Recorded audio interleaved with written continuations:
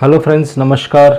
यामिनी ज्योतिष में आपका स्वागत है। तो दोस्तों, आज मैं D60 के बारे में कुछ चर्चा करूंगा और इसके बहुत सारे पार्ट्स मेरे को बनाने पड़ेंगे क्योंकि इसमें कुछ कैलकुलेशन पार्ट है और इसमें इष्ट देव, उपाय, रेमेडीज़, कौन सा षष्ठ्यांश शुभ है, कौन सा अशुभ है, ये सब इसमें मेरे को आपको मैनुअली एक एक करके लिख के बताने पड़ेंगे दोस्तों। तो इनको पार्ट्स में बनाऊंगा मैं। जैसे आज एक D60 की वीडियो मैं अपलोड करूंगा तो 3-4 दिन बाद फिर से एक D60 की वीडियो अपलोड करूंगा। तो इस तरह इसको पार्ट्स में आपको एक्सप्लेन करता रहूँगा कैसे D60 देखना है, कैसे बर्थ टाइम रेक्टिफिकेशन भी आप D60 से कर सकते हैं।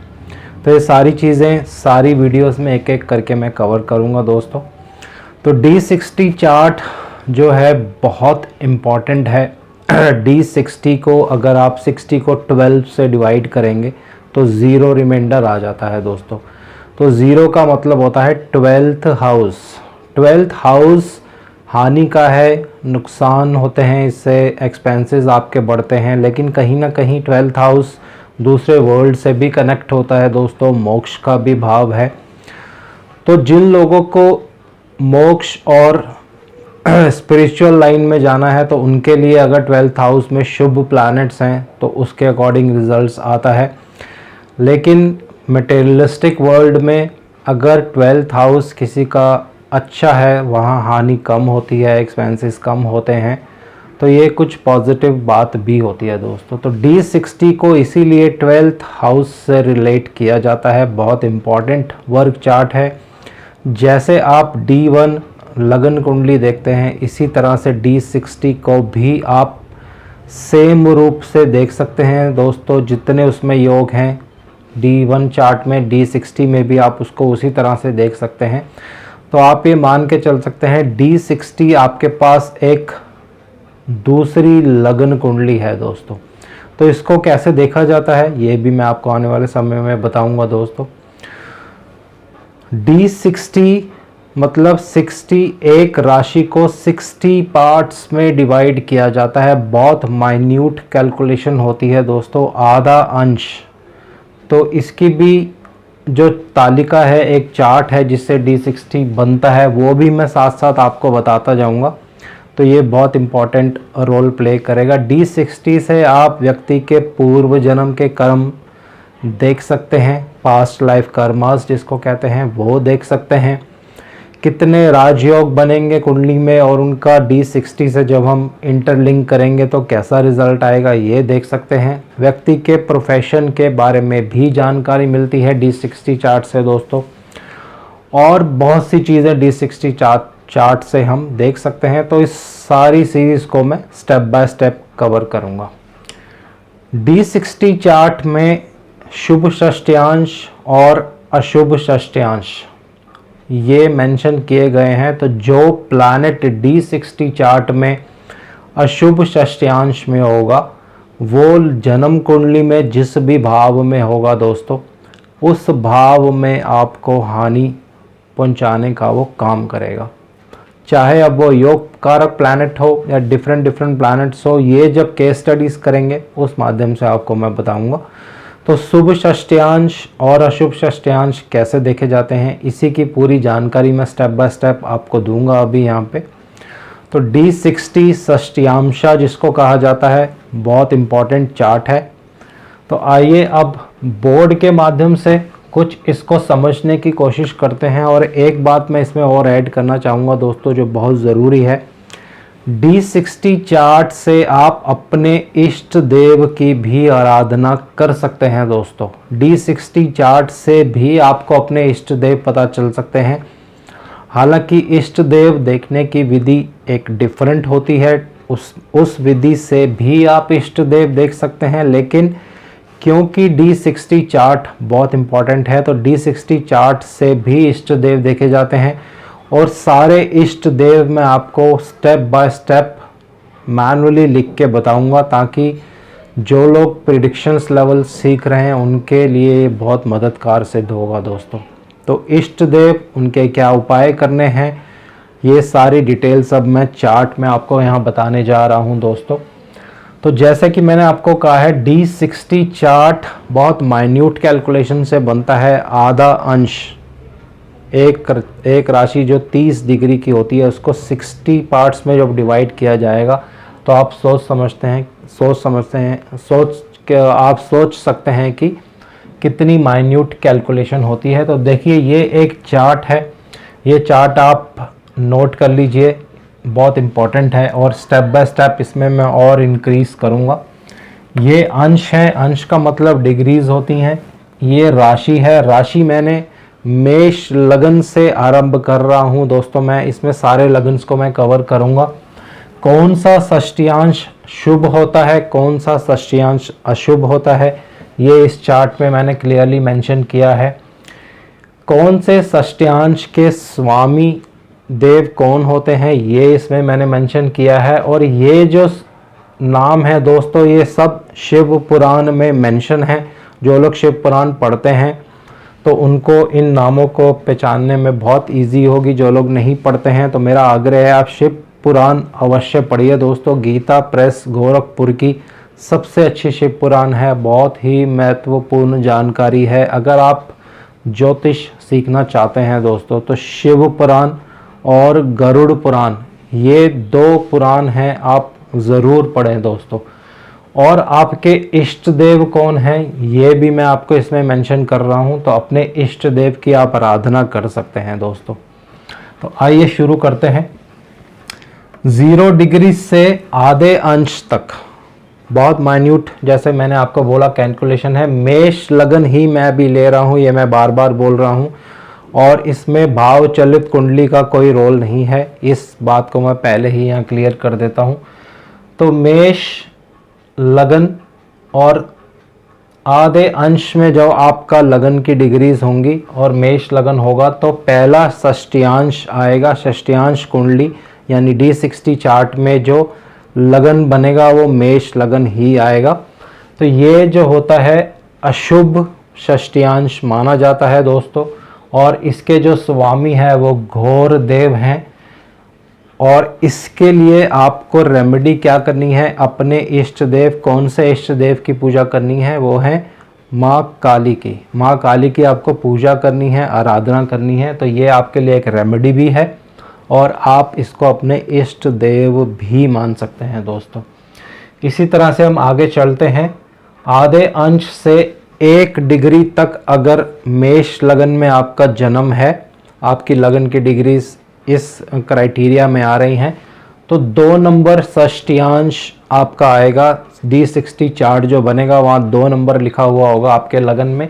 ये भी एक अशुभ लगन माना जाता है दोस्तों। और इसके जो स्वामी देव हैं वो भ्रमण देवता होते हैं। ऐसे व्यक्ति हमेशा घूमते ही रहते हैं और जीवन में बहुत परेशानियों का सामना करना पड़ता है उनको दोस्तों।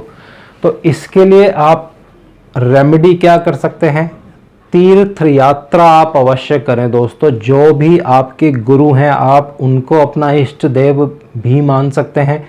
तीर्थ यात्रा करें और उनके दर्शन करें, उनका आशीर्वाद लें, तो जो भी आपको कष्ट परेशानियां हैं उसमें आपको मुक्ति मिलेगी दोस्तों। अब 1 डिग्री से 1.30 डिग्रीज में 30 मिथुन षष्टियांश आएगा, 3 नंबर आएगा D60 चार्ट में। तो ये शुभ षष्टियांश माना जाता है। इसके जो स्वामी हैं वो स्वयं देवता हैं। तो सूर्य देव की पूजा, भगवान विष्णु की पूजा, भगवान शिव की पूजा आप कर सकते हैं। इनको अपना इष्ट देव भी मान सकते हैं। अब जैसे जैसे ये आगे बढ़ता जाएगा दोस्तों, मैं जल्दी थोड़ा बोलना चाहता हूँ यहाँ पे, क्योंकि वीडियो बहुत लंबी हो जाएगी। तो 132 टू 4 नंबर षष्टियांश आ जाएगा D60 चार्ट में, और ये शुभ षष्टियांश होता है। इसके जो स्वामी देव हैं वो सुधा हैं। तो रुद्रा अभिषेक आपको करना चाहिए, भगवान शिव की पूजा आपको करनी चाहिए। इसी तरह से मैंने सारे यहाँ पे लिखे हैं, बीच बीच में छोड़ के मैं कुछ कुछ पढ़ देता हूँ। जैसे 4 डिग्री से 430 तक किसी का अगर लगन है और मेष लगन में आपका जन्म है, लगन की डिग्रीज इस क्राइटेरिया में आ रही हैं, तो आपके जो D60 में लगन आएगा वो 9 नंबर आएगा। ये एक अशुभ षष्ठ्यांश माना जाता है और विष देवता इसके स्वामी हैं। तो भगवान शिव की आपको आराधना और पूजा करनी चाहिए दोस्तों। तो ये मैंने 5:30 से लेके 6 डिग्री तक ही यहाँ लिखा है, क्योंकि बोर्ड में मेरे पास इतने ही जगह है। तो लास्ट में आप देखेंगे, अगर किसी का भी जन्म मेष लगन में 5.5 डिग्री से लेके 6 डिग्री के बीच में है, तो 12 नंबर षष्ठ्यांश कुंडली जो आपकी बनेगी D60 चार्ट में 12 नंबर लगन आएगा, उसको एक शुभ षष्ठ्यांश माना जाता है। इसके जो स्वामी देवता हैं वो इंदु मुख हैं और लक्ष्मी जी की आपको आराधना करनी चाहिए। लक्ष्मी जी को अपने इष्ट देव आपको मानना चाहिए। ये रेमेडी आप कर सकते हैं। तो ये सारा चार्ट मुझे पढ़ने की ज़रूरत नहीं है दोस्तों, चार्ट में सब कुछ मैंने क्लियरली यहाँ मेंशन किया हुआ है।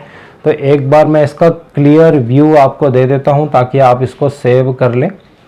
और इसी तरह से दोस्तों बाकी लग्नों के लिए भी मैं स्टेप बाय स्टेप 3-4 दिन में वीडियोस अपलोड करता रहूँगा। यहाँ पे मैं दोबारा बता देता हूँ, ये मेष लगन की ही मैंने अभी बनाई है जो तालिका है, जो चार्ट जिसको आप कह सकते हैं। तो मेष लगन अभी 6 डिग्री तक ही कवर हुआ है, तो इसको मेष लगन को पूरा करेंगे। उसके बाद वृषभ लगन आएगा, फिर मिथुन, कन्या, इस तरह से सारे लगन, उसमें कौन से षष्ठ्यांश शुभ हैं अशुभ हैं, उसके स्वामी कौन है, उसके इष्ट देव कौन है, इसकी पूरी विस्तार से मैं आपको जानकारी इसमें दूंगा दोस्तों। तो D60 चार्ट बहुत इम्पॉर्टेंट है। अब इसको एक छोटा सा एग्जाम्पल मैं आपको बता देता हूँ। मान लीजिए मेष लगन में आपका जन्म है और 4 डिग्री से लेके 4:30 के बीच में आपकी लगन की डिग्रीज हैं, तो जो षष्ठ्यांश आएगा D60 में, जो षष्ठ्यांश आएगा वो 9 नंबर होगा लगन में। तो मान लेते हैं, एक एग्जांपल ले रहा हूँ कि D60 में 9 नंबर में शनिदेव विराजमान है, तो इसको आपको इंटरलिंक करना है अपनी जन्म कुंडली से।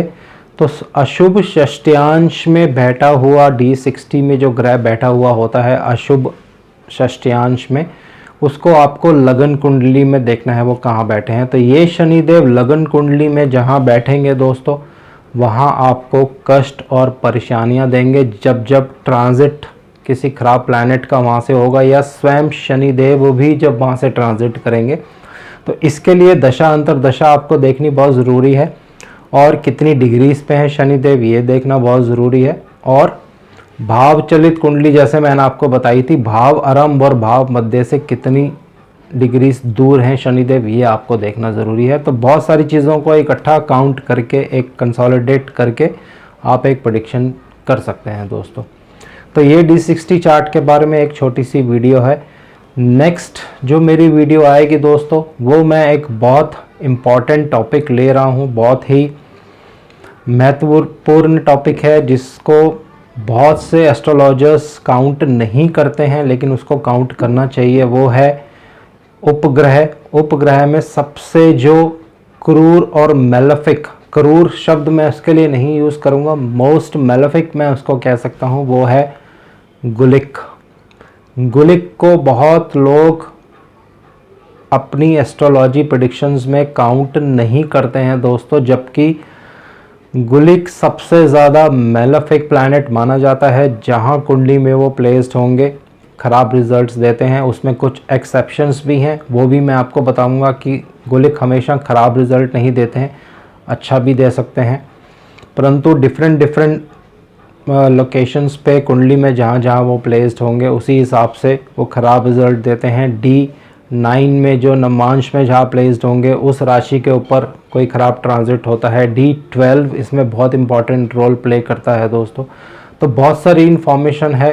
तो नेक्स्ट मेरी 3-4 रेगुलर वीडियोस अभी गुलिक पे ही रहेंगी, और उसमें वीडियो बनाने का थोड़ा सा मैं सिस्टम भी अभी चेंज करूँगा, और जब वीडियो अपलोड होगी आपको समझ आ जाएगा।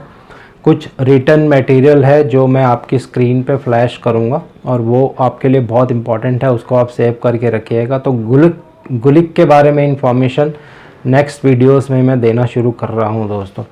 तो जो लोग प्रेडिक्शन पार्ट सीख रहे हैं वो उन वीडियोस को ज़रूर देखें, और मेरा आग्रह है कि स्टार्टिंग से लेकर एंड तक पूरी वीडियो देखें।